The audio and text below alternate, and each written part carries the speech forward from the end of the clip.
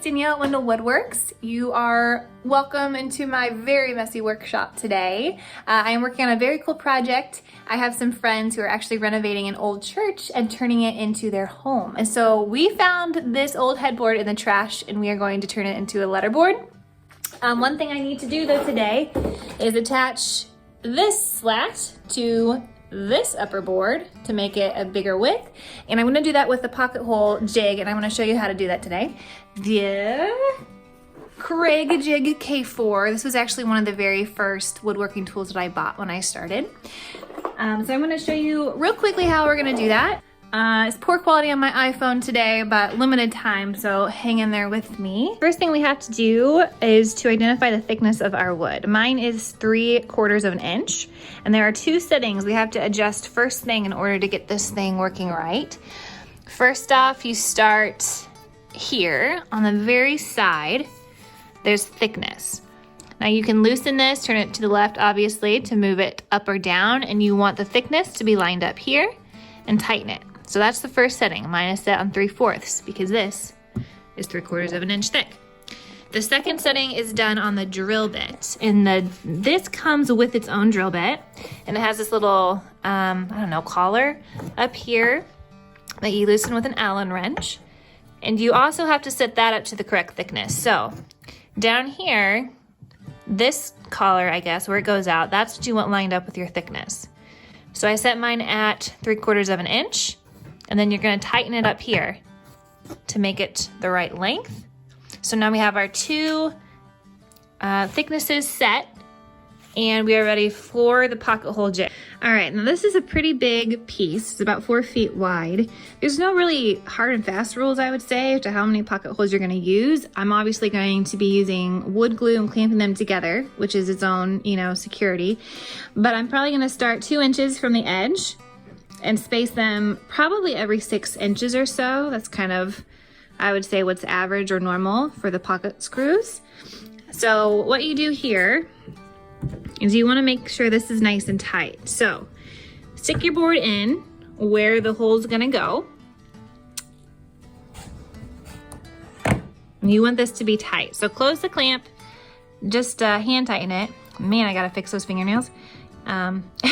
Actually, it's a rarity to ever see them painted at all, but all right, hand tighten it till it's tight, open it again, and then give it another quick turn just to make it a little bit tighter, and clamp it in there. So it's held really good. This is already clamped down to my table, so that's good and fast. And then you're ready to stick this into your drill bit. Drill down until the collar hits here, and that's how you know it has gone far enough, and you're good.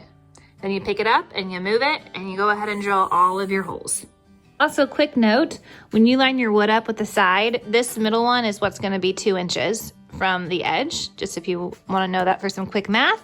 And because this board is super heavy, I just added a little support on the end to keep it up, because you want this to be flush down here and not at an angle. Now we're good to go.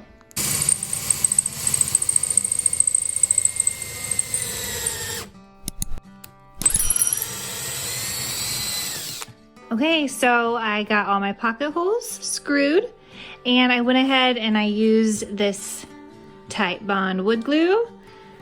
Put it together. I've got clamps to hold it in place, because when you screw your screws in, it's gonna wanna pull apart. So make sure they're clamped. And then what type of screw you use makes a difference. So you have to reference that as well. Because I'm using 3/4 inch wood, I'm using a 1 1/4 screw. And this one has tight thread for hardwood. You can do like a looser thread for softer wood. This is a 1 1/4 hardwood screw. So I got them all in there, and this is gonna go all the way down and essentially be hidden once I drill this in.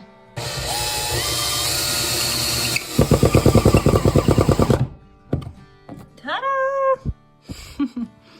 Okay, so all of my screws are in, and even though I just put this together, these are gonna clamp it together so I don't have to wait for the glue to dry or anything like that.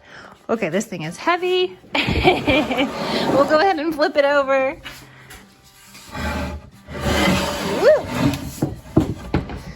All right, clearly I still have quite a bit of work to do on this project, but this is step one. It was made so much easier from my Craig jig over here. Don't mind the mess once again. So hopefully that was helpful for you guys. I know I probably watched YouTube tutorials when I first started to figure it out, so hopefully that was helpful and a little different from my scroll saw tutorials. So, all right, have fun, happy creating, bye.